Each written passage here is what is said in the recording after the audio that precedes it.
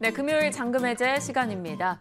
고용과 물가 데이터를 기다리면서 조금 지켜보자라는 심리도 강하게 나타나고 있는 오늘입니다. 출발 대비해서 양지수 모두 다 탄력은 좀 둔화되고 있고요. 기관 매도 압박에 시달리고 있습니다. 그럼에도 불구하고 올라가는 쪽은 또 강하게 움직임을 보여주고 있는데 어떻게 바라봐야 될지 종목에 대한 이야기들 나눠보겠습니다. 유영화 과장님과 함께합니다. 어서 오세요. 안녕하세요. 네, 과장님과 시장 분위기부터 살짝 보겠습니다.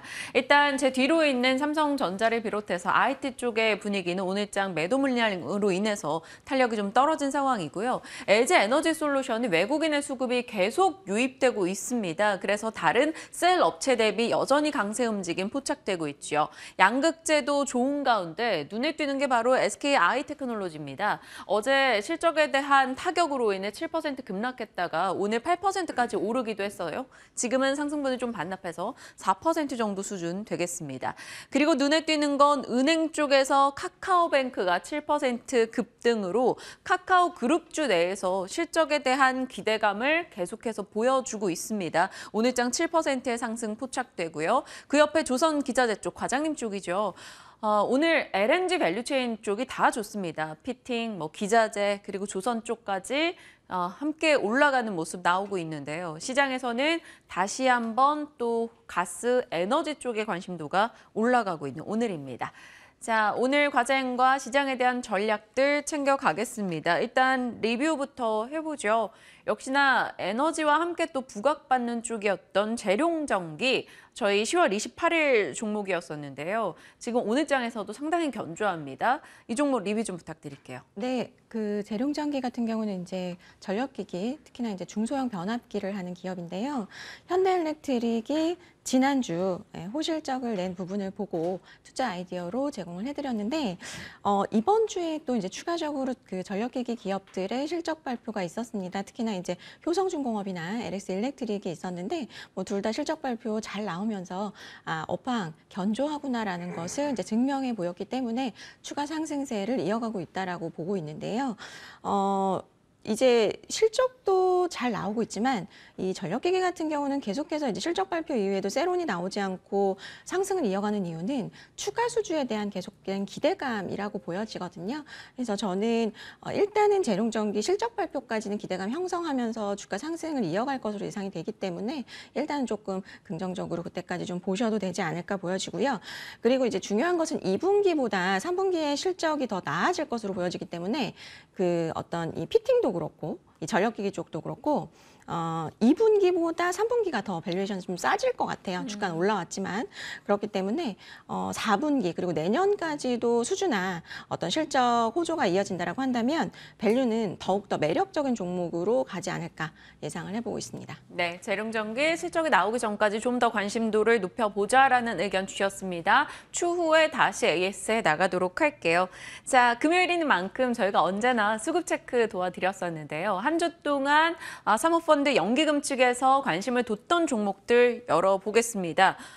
여러 종목들이 눈에 띄는데 일단 노란불 쪽, DI파워, 현대건설기계, 진성TC 이런 건설 기계 쪽 종목들로 자금이 꽤 많이 들어왔다라는 게 확인이 됩니다.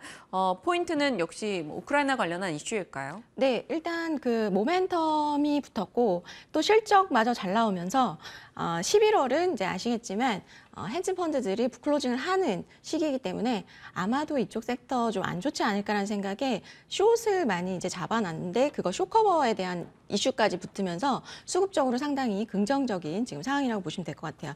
그래서 일단 말씀하셨던 대로 우크라이나 재건 프로젝트 규모가 좀 어느 정도 가시화됐죠.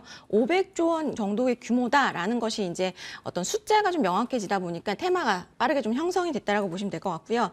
지금 이제 현대건설 기계를 비롯한 이 건설기계 쪽으로 2주 이상 지금 계속 매일매일 지금 기관들이 사고 있거든요. 특히나 이제 현대건설기계나 현대두산인프라코어 중심으로 바스켓으로 매수하고 있다고 보시면 될 것 같아요.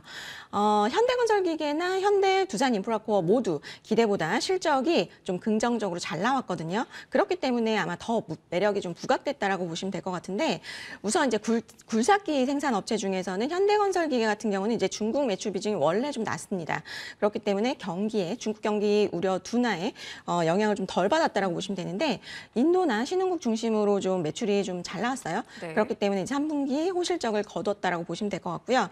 그다음에 현대 두산 인프라코어 같은 경우는 K2의 엔진 사업부 선전이 좀 긍정적이었습니다. 3분기에. 그렇기 때문에 영업이익이 이쪽에서 이제 747억 정도 발생을 하면서 호실적이 나왔고요.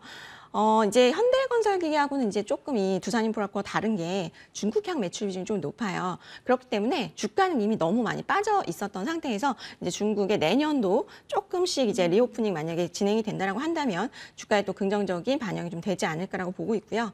이제 나머지 작은 종목들, 이제 기관도 좋아하고 또 이제 개인 투자자분들도 좋아하는 대창단조나 진성 TEC 같은 경우가 이제 그 굴삭기의 하부 주행체 만드는 기업들인데, 최근에 이제 진성 TEC의 고객사인 캐터필러가 실적이 상당히 잘 나왔습니다. 그러다 보니까 미국하고 인도 쪽 인프라 확대 수혜주라고 하면서 이 두 종목 지금 바스켓으로 사고 있다라고 보시면 될 것 같아요. 네.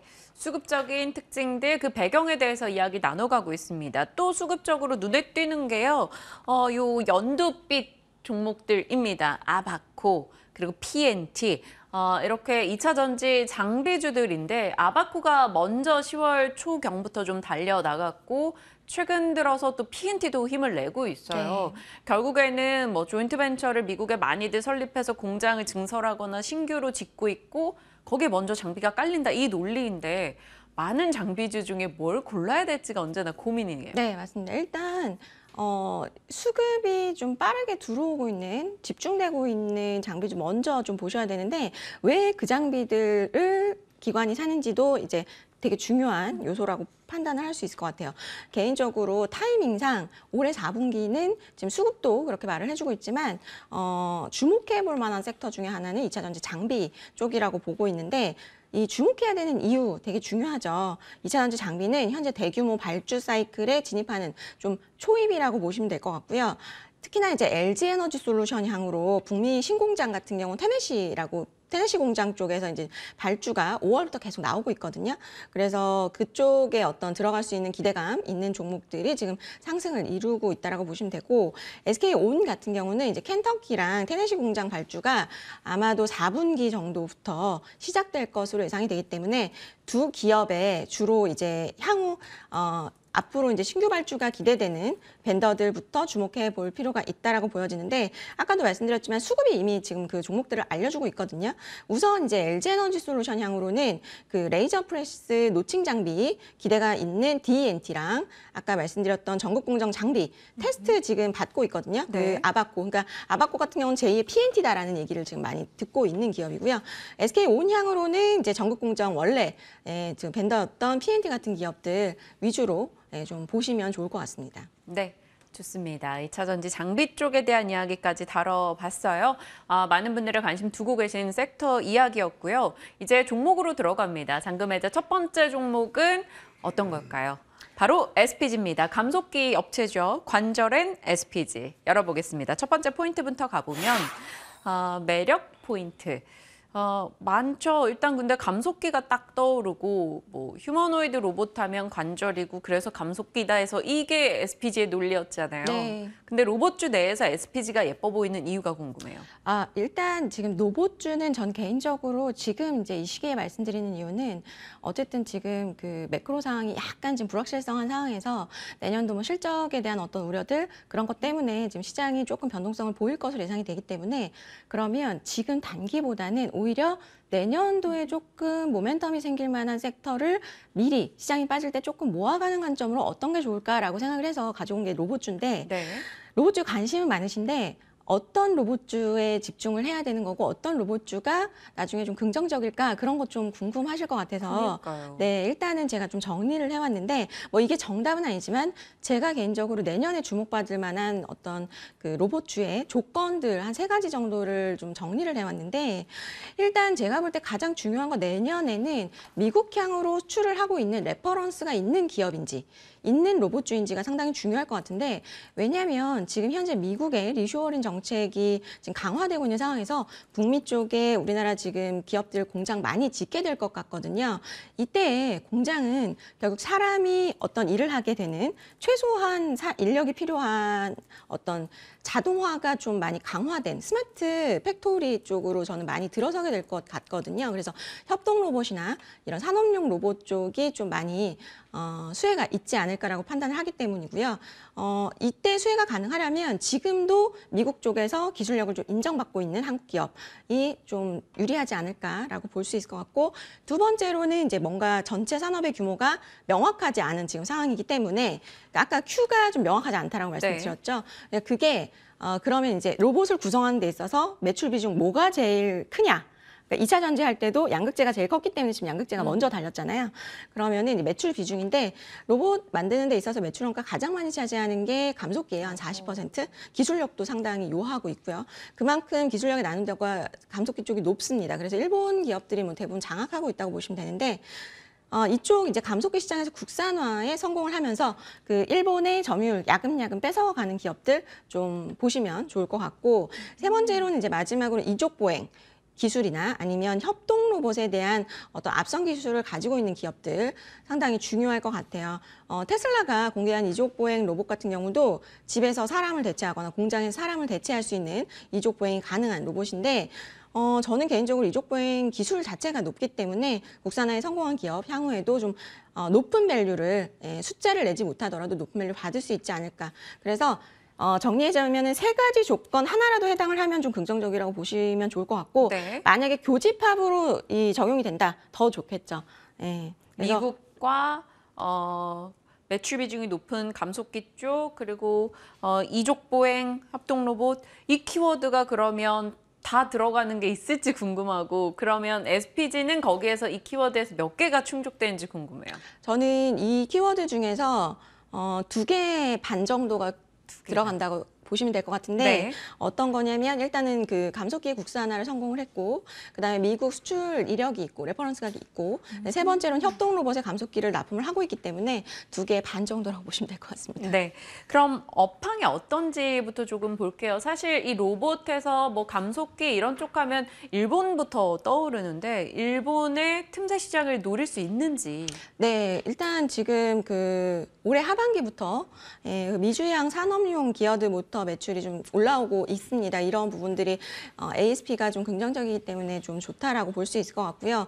기존에는 이제 부가가치가 낮은 좀 가전용 쪽으로 이제 이 회사가 좀 집중을 했다라고 한다면 중국의 공급망 이슈가 이제 생기면서 미국향 제품군 출시가 계속 좀 높아질 것으로 예상이 되기 때문에 이쪽을 좀 더 그 포커싱해서 긍정적으로 보시면 좋을 것 같고 그리고 이제 SPG가 만드는 감속기가 크게 2가지 정도 있어요. 네. SH하고 SR이 있는데 먼저 SR 감속기는 이제 세메스 향으로 그러니까 반도체 검사 장비용 쪽으로 지금 납품을 하고 있는 거고 SH 감속기 같은 경우는 세메스랑 레인보우 로보틱스 이족 보행 로봇 만들 수 있는 네. 기업 그쪽으로 납품을 하고 있습니다. 그래서 지금 레인보우 로보틱스 같은 경우는 대부분 다 내재화를 했는데 감속기는 지금 내재화를 못했거든요. 그래서 SPG 거를 쓰고 있는데 그래서 어쨌든 이쪽을 계속해서 좀 성장 산업으로 보고 잘 우리가 포커싱해서 봐야 될 것 같고요.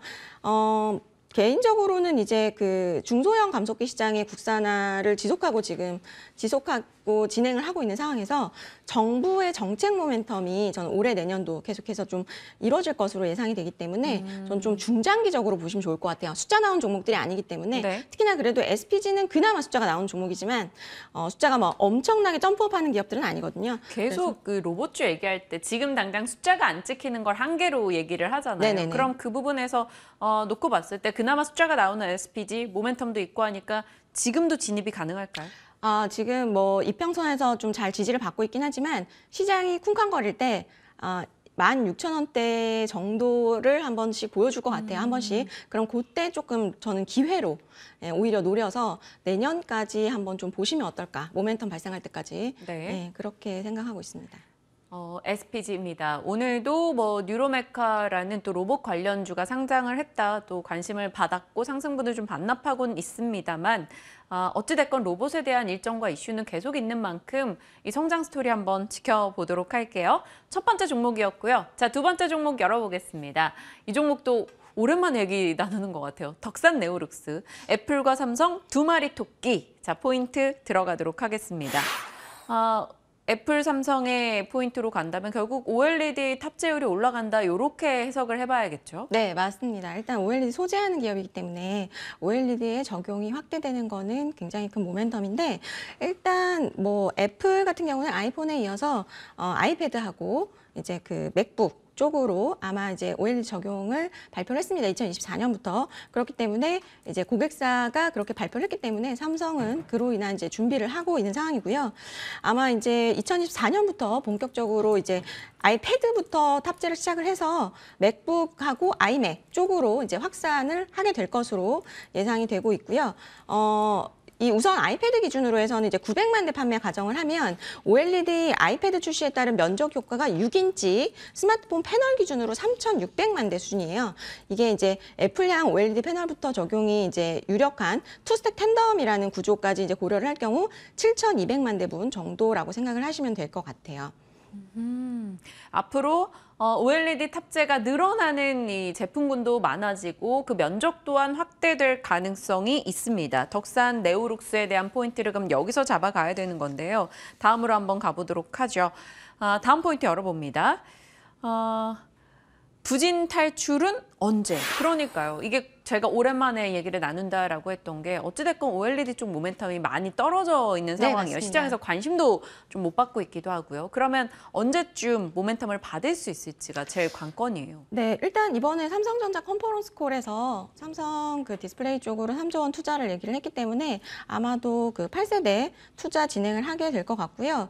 아까 말씀드렸던 제가 이제 투스택 텐덤이라는 얘기를 말씀을 드렸는데, 이게 쉽게 생각해서 저희가 스마트폰에만 지금 이제 패널이 들어갔잖아요. 네. 스마트폰보다 노트북이나 아이패드는 사용 시간이 더 길고, 우리가 그걸 한번 사면 보통 휴대폰은 뭐 많이 써야 3년이지만 그거 더 오래 쓰거든요. 그렇죠. 예, 그렇기 때문에 발광층을 두 개로 쌓는 거라고 보시면 돼요. 원래는 이제 발광층을 하나로 쌓는 싱글 스택을 차용을 했다면, 지금은 발광층을 두 개로 쌓는 투 스택 텐덤이기 때문에 그냥 사실 똑같은 기기 패널 어떤 사이즈를 만든다고 하더라도 네. 두 배로 소재가 들어간다고 보시면 돼요. 그리고 더 소재가 두껍게 들어가야지 이 뭐라고 해야 되죠? 수명이 길어지기 때문에 덕산 네오룩스에게는 전방의 수요, 그러니까는 IT 수요가 둔화되더라도 결국 아이폰이 OLED를 채택을 하고 삼성전자도 OLED 패널 채택이 늘어난다고 한다면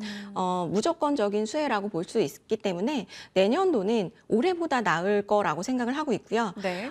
특히나 이제 그 사실 이 회사가 굉장히 밸류를 높게 받았던 이유는 지난 2년간 30% 이상의 높은 매출 성장을 보였었기 때문이거든요. 근데 올해 조금 힘든 거고, 그래서 뭐 중국향 매출 감소 영향이 사실 굉장히 컸기 때문에 내년도에 어떤 이제 중국이 IT 수요가 조금이라도 살아난다라고 한다면 올해보다 훨씬 낫지 않을까라고 볼 수 있을 것 같고, 그래서 저는 이제 연말로 갈수록 올해 부진보다는 내년에 대한 어떤 재개발 성장에 포커싱이 되지 않을까라고 봐서 이미 이제 하방은 조금 이제 다져졌다라고 보고 있고, 상방이 좀 열린 종목이라고 볼 수 있을 것 같고요. 그래서 내년 예상 실적은 매출액 2,050억 원, 네. 영업이익은 한 600억 원대 예상이 되고 있기 때문에 내년에 모멘텀들 한번 좀 긍정적으로 바라보셔도 좋지 않을까 예상하고 있습니다. 다급할 것 없는 종목들이네요. SPG나 덕산 네오룩스나 일단 조금 중장기 관점의 네네. 모멘텀을 많이 잡아주신 만큼 체크하겠고요. 문득 생각나는 종목이 있어서 이 종목 하나 좀 여쭤보려고 해요. 과장님과 저희 이야기 나눠봤었던 불황에 웃는 고려 신용정보 있잖아요. 네. 또 금리가 이런 상황이다 보니까 FOMC 결과를 듣고 또 그런 쪽 금리 관련 얘기 나오는 종목들로 관심도가 살짝 올라가잖아요. 근데 고려신용정보도 저희는 이미 이익을 챙긴 상황인데 네. 불황의 대표 주자니까 한번 어떻게 봐야 될지 지금 시점에서요. 제가 그 고려신용 정보를 보니까 최근에 그 고려신용 정보는 결국 이제 그 관리인이라고 해서 그러니까 채권 추심을 잘 하시는 분들의 역량이 결국 매출 성장으로 돌아오거든요. 그렇죠. 예. 그래서 저는 지금 12,450원대인데 근데 지금 중장기로 가져가시는 것보다는 전 트레이딩 관점으로 보시는 게 좋을 것 같고 최근에는 조금 13,000원 위쪽으로 뚫는 모습이 좀 잘 안 나오더라고요. 그래서 개인적으로는 저는 이제 밸류 안에서, 그러니까 적당한 내년도의 어떤 적정 밸류 안에서 트레이딩 관점으로 보시는 거는 괜찮은데, 뭐 중장기로 보시는 건 어떤 투자의 관점으로 보시는 것은 조금 좀 변동성이 너무 크니까. 네. 예. 조금 치고 빠지는 트레이딩 관점으로 고려 신용 정보에 대해서는 어찌됐건 이슈몰이가 있을 때마다 한 번씩 움직임은 보이니까요. 지금은 그 정도 수준으로만 보자라고 의견 주셨습니다. 다양한 종목에 대한 전략 오늘 유영화 과장님과 함께했습니다. 고맙습니다. 네, 감사합니다.